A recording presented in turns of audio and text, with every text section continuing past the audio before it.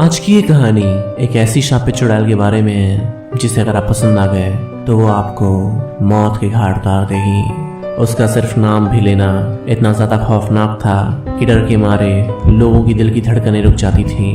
और आज हम बात कर रहे हैं एक ऐसी ही चुड़ैल की जिसका नाम है हाची शाकू सामा।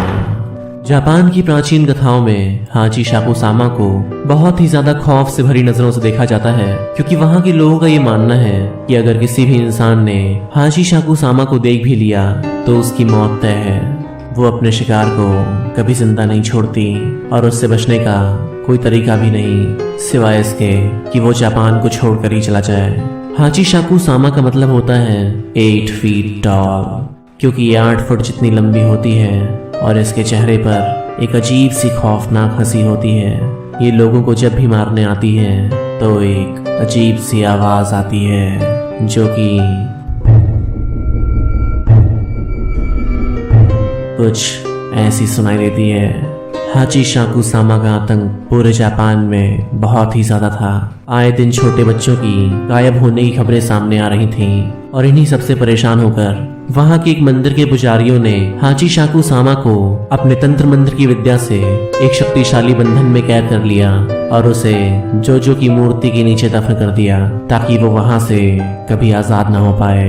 लेकिन एक रहस्यमयी तरीके से वो उस बंधन से आजाद हो गई और उसके आजाद होने के बाद फिर से पूरे जापान में दहशत का माहौल छा गया और फिर से मासूम बच्चों के गायब होने की खबरें सामने आने लगी। हाची शाकू सामा को नमक से सख्त नफरत थी और इसीलिए वो समंदर के पानी को पार करके अपने किसी भी शिकार को ढूंढने नहीं जाती थी। और यही कारण था कि लोग जापान को छोड़कर ही वहां से चले जाते थे ताकि वो अपनी जान को हाची शाकू सामा के श्राप से बचा सकें। हाची शाकू सामा की ढेर सारी कहानियां पूरे जापान में सुनने को मिलती हैं, लेकिन कोवई का सामना हाची शाकू सामा से कुछ अलग ही तरह हुआ। साल था 1970 का और कोवई अपने मॉम और डैड के साथ अपने दादा दादी से मिलने के लिए अमेरिका से जापान आई थी। उसका गांव शहर से बहुत ही दूर एक जंगल में बसा हुआ था और वहीं पर उसके दादा और दादी रहा करते थे। कोवई से सभी लोगों को बहुत ही ज्यादा प्यार था। उसके मॉम डैड कोवई को उसके दादा और दादी के पास छोड़कर कुछ दिनों के लिए किसी काम के सिलसिले में टोक्यो चले गए। लेकिन कोवई इस बात से बहुत ही ज्यादा खुश हुई क्योंकि अब उसे अकेले जंगल में घूमने से कोई नहीं मना कर सकता था, क्योंकि उसे उसकी मॉम जंगल में जाने से मना कर देती थी। इसीलिए अब वो जितना चाहे उस जंगल में घूम सकती थी और उनके जाने के तुरंत बाद ही वो उस जंगल में घूमने के लिए निकल जाती है, इस बात से बिल्कुल बेखबर कि उस जंगल के अंधेरे में ना जाने कितने राज दफन हैं। कोवई खेलते खेलते अब जंगल के बहुत ही ज्यादा अंदर तक आ चुकी थी और उसे इस बात की बिल्कुल भनक भी नहीं थी कि वो अपने घर का रास्ता अब भटक चुकी है। अचानक से कोवई को जंगल की झाड़ियों के बीच में कुछ अजीब सी आवाजें सुनाई देने लगी। कोवई ने तुरंत ही पीछे पलटकर देखा तो उसे जो दिखा उसे देखकर वो डर से सहम गई। उसके सामने एक लंबी सी औरत खड़ी थी जिसकी लंबाई लगभग 8 फीट की होगी। उसके चेहरे पर एक अजीब सी खौफनाक हंसी थी। उसके बाल अंधेरे से ज्यादा काले थे और ये सब देखकर कोवई डर से चीख उठी। वो लंबी सी औरत वहां से पलटकर वापस जाने लगी और अंधेरे में अचानक से गायब हो गई। ये देखकर कोवई डर के मारे रोते रोते पूरी जान लगाकर उस जंगल के बाहर भागने लगी। घर पहुंचकर वो अपनी दादी के सामने रोने लगी। फिर उसकी दादी ने उसे पकड़कर शांत किया और उससे सारी बात साफ साफ पूछी। फिर कोवई ने उन्हें वो सारी बातें बताई जो उसके साथ जंगल में घटी थी। ये सब जानने के बाद उसकी दादी भी रोने लगी और फिर उन्होंने कोवई के दादा को सारी बात साफ साफ बताई। कोवई के दादा ने बिना वक्त गवाए कोवई के मॉम डैड को कॉल किया, पर वो होटल में नहीं थे, इसीलिए उनके लिए सिर्फ इतना मैसेज छोड़ दिया कि हाची शाकू सामा ने कोवई को ढूंढ लिया है। ये सब सुनकर कोवई और भी ज्यादा परेशान हो गई कि ये हाची शाकू सामा असल में कौन है। कोवई के दादा ने उसे शांत करते हुए कहा कि कोवई, तुम्हें हाची शाकू सामा ने चुना है और उसकी अगली शिकार तुम हो। वो तुम्हें भी अगवा कर लेगी, जैसे कि वो कई सदियों से दूसरे बच्चों को करती आ रही है। अगर हमने तुम्हें ना बचाया तो तुम्हारी जान खतरे में हो सकती है। ये सारी बातें सुनकर कुवई रोने लगी और अपने दादा से उस आत्मा के बारे में और जानने की बात कही। फिर उसके दादा ने उससे वो सारी बात बताई जो उन्हें पता था। ये सब जानने के बाद कुवई और ज्यादा डर गई। कुवई को फिर रात होने से पहले ही घर की सबसे ज्यादा सुरक्षित कमरे में भेज दिया गया। वहां की खिड़की तक को लकड़ियों से पूरी तरह से बंद कर दिया गया और उस कमरे के हर कोने में नमक से भरी कटोरियों को रख दिया गया। कुवई को उसकी दादी ने बहुत ही ज्यादा गंभीर आवाज में कहा कि कुवई, चाहे जो भी हो, तुम इस कमरे को छोड़कर बिल्कुल भी बाहर नहीं निकलोगी। चाहे कुछ भी हो जाए, लेकिन तुम इस कमरे में ही रहोगी। कुवई ने डरते हुए अपनी दादी से पूछा, क्या मैं कभी भी इस कमरे से बाहर नहीं जा पाऊंगी? तो उसकी दादी ने कहा, जब तक तुम्हारे मॉम डैड ना आ जाएं, तब तक तुम्हें यहीं रहना होगा। फिर कुवई ने पूछा, क्या मैं अपने माता पिता के आने के बाद सुरक्षित रहूंगी? ये सुनकर कुवई की दादी की आंखों में आंसू आ गए। उन्होंने बहुत ही उदास मन से कहा, तुम सुरक्षित रहोगी मेरी बच्ची, लेकिन फिर तुम कभी भी हमारे पास वापस नहीं आ पाओगी।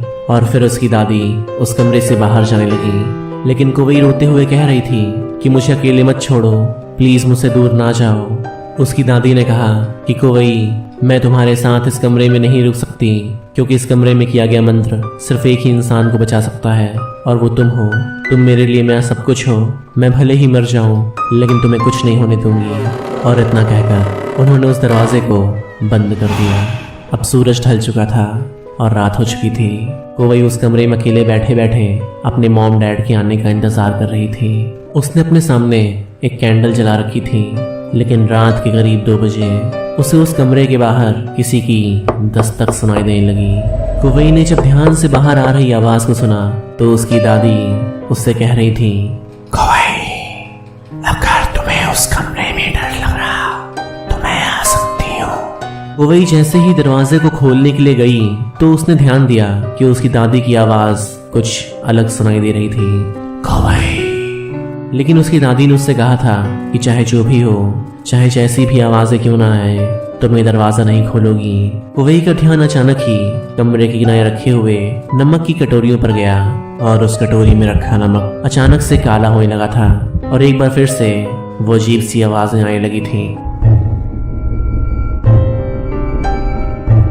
ये सुनकर कुवई डर गई और तभी बाहर से एक गुस्से से भरी आवाज आई, दरवाजा खोलो वरना मैं तुम्हारी जान ले लूंगी।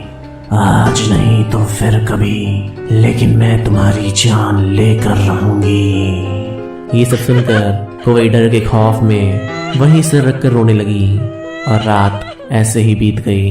जब सुबह हुई तो उसके मॉम डैड उसे वापस लेने आ गए और उसे तुरंत ही वहां से हमेशा के लिए ले गए। उस घटना के कुछ ही दिनों के बाद कुवई को एक खत मिला कि उसके दादा की एक रहस्यमयी घटना के चलते मौत हो गई है, लेकिन वो अपने दादा के पास अब नहीं जा सकती थी। 1 साल बाद एक दिन कुवई को उसकी दादी का फोन आया और उन्होंने कुवई से कहा कि उन्हें अभी ये पता चला कि उन्हें अल्जाइमर की बीमारी है और उनके पास जीने के लिए कुछ ही दिन बचे हैं और वो ये चाहती हैं कि कुवई उनसे मिलने आए।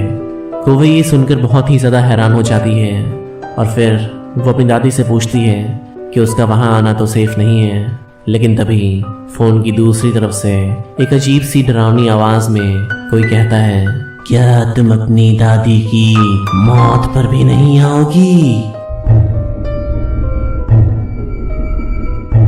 ये सुनकर कुवई के हाथ से वो फोन छूट जाता है और वो उस कमरे के कोने में बैठ जाती है और फिर से उसी डर को महसूस करती है जो कि उसने बहुत ही पहले किया था। तो आज की इस वीडियो में सिर्फ इतना ही। उम्मीद करते हैं कि आपको ये वीडियो पसंद आई होगी। अगर हाँ तो इस वीडियो को लाइक और शेयर करना मत भूलिएगा और ऐसी ही कहानी को और सुनने के लिए अपने इस क्यूट से चैनल ओब्लिवियन फैक्ट्स को सब्सक्राइब करना मत भूलिएगा। धन्यवाद।